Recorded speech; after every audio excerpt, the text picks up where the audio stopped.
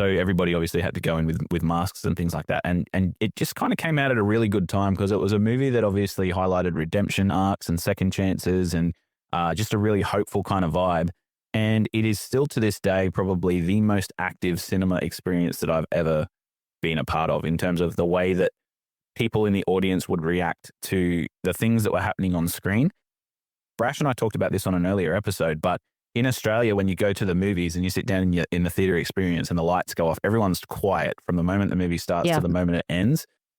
Is that the same sort of similar experience in America? Because I've seen some sort of rowdy cinema experiences over there too. Yeah, it's supposed to be quiet. It's kind of like common decency it is, but with Spider-Man No Way Home and Endgame, that was the only 2 times I was in a theater and it was wild. Yeah. I'd say Spider-Man was also the most activity happened in that theater. Yeah, I can definitely attest to that.